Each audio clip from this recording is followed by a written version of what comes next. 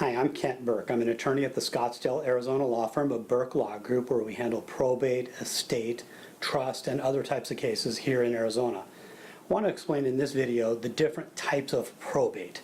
And when people think after somebody died, oh, I need to open probate, that may not be the case, because you only need to open probate if there are assets that are subject to probate. Stated the other way, you don't have to open probate for non-probate assets.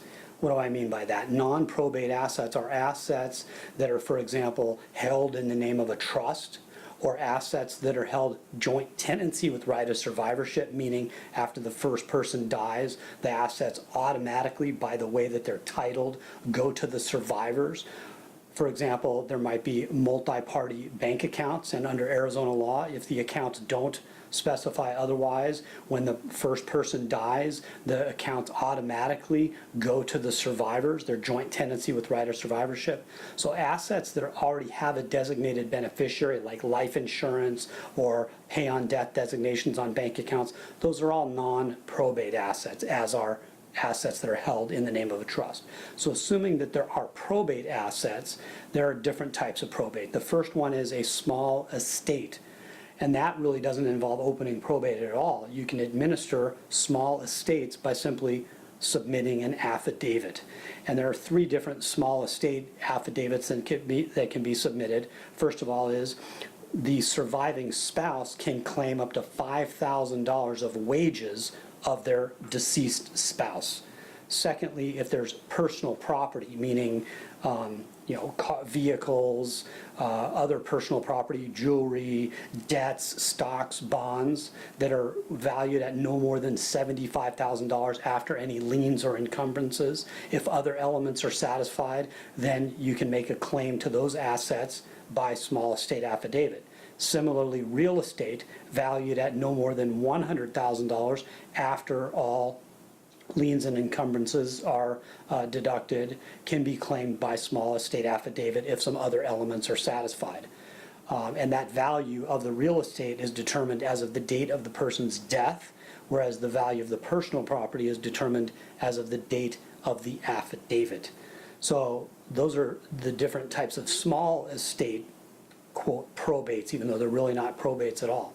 Other types of probate involve an informal probate, where you're able to submit an application to have a personal representative appointed and a will admitted to probate, or if there's no will, have the probate registrar declare that the person died intestate without a will. If all the elements are satisfied, then you can submit an application to have probate opened. In other circumstances, for example, where you only have a copy of a will, or you anticipate that there might be a contest over which is the last will of the person, then you have to file a formal probate or a petition for probate and appointment of a personal representative, and that involves setting a court hearing and having any contestants or beneficiaries that have different wills or different views present their will or their positions on the validity of the will in a formal probate proceeding.